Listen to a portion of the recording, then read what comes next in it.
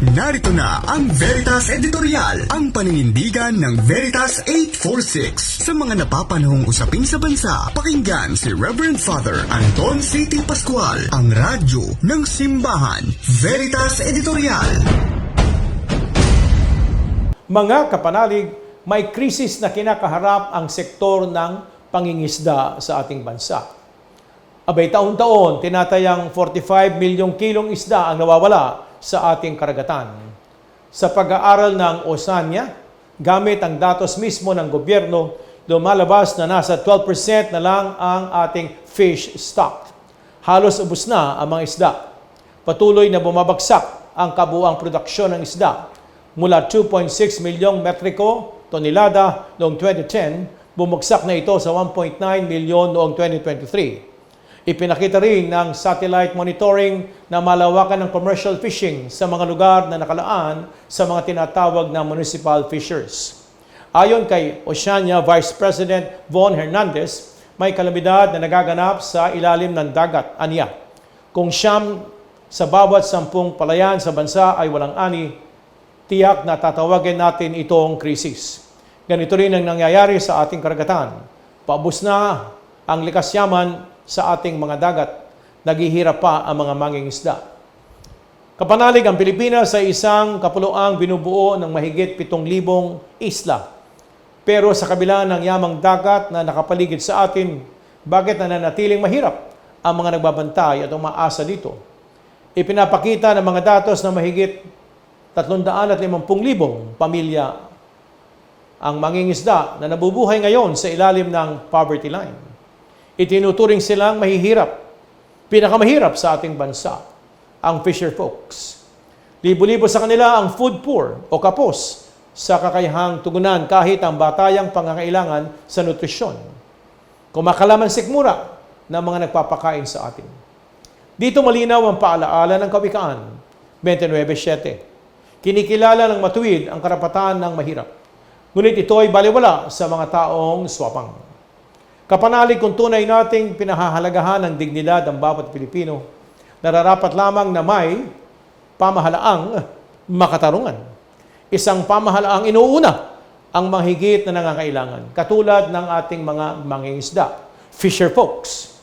Kaya nananawagan ang Oceania kay PBBM at mga ahensya ng gobyerno na mag-utos ng agaran at transparent na investigasyon sa mga pagkukulang sa pagpapatupad ng mga batas pangisdaan gaya ng Philippine Fisheries Code. Ayon naman sa grupong Pangisda Philippines, dapat magsilbing wake-up call ang datos na ito tungkol sa sektor ng pangisdaan. Sa mahabang panahong nariyan ng Bureau of Fisheries and Aquatic Resources, BIFAR, wala silang nakitang pagunlad sa sektor. Patuloy na nauubos ang isda at nananatiling pinakamahirap na sektor ang ating mga mangingisda. Ang nakakalungkot at nakakabahala pa, may edad na ang ating mga mangingisda. Ang karaniwang edad ng isang Pilipinong mangingisda ngayon ay 50 taong gulang. Dahil parami ang kabataang tumatalikod sa pangingisda.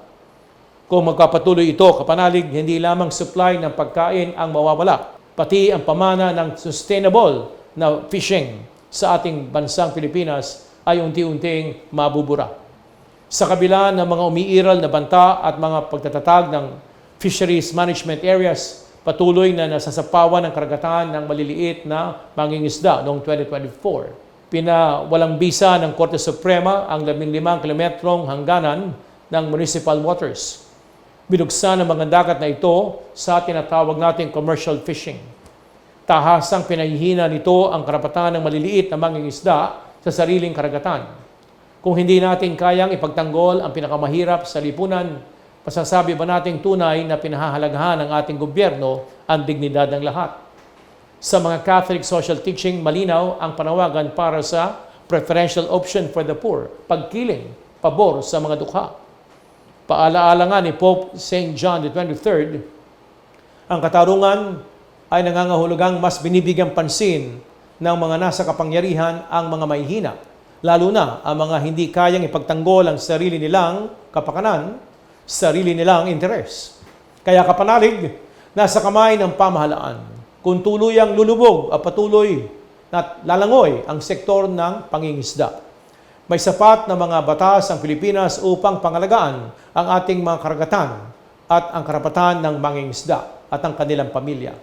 Ngunit kulang na kulang ang political will. Opo, ulitin ko, political will at maayos na koordinasyon para ganap na maipatupad ang mga ito.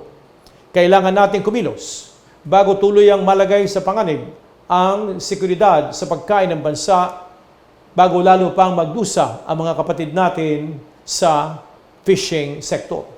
Ang pinakamahirap sa ating bansa at siyang nagpapakain sa atin. Matuturing na isang skandalo, isang kahihiyan bilang isang bansa, bilang Kristiyanong pamayanan na ang pinakamahirap ang siyang nagpapakain sa atin. Kumilos tayo bilang isang iglesia. Kumilos tayo bilang isang sambayanan. Suwayin niyo ang katotohanan. Inyong napakinggan ang Veritas Editorial. Ugaliing pakinggan ang Veritas Editorial kasama si Reverend Father Anton C.T. Pascual. Veritas Editorial.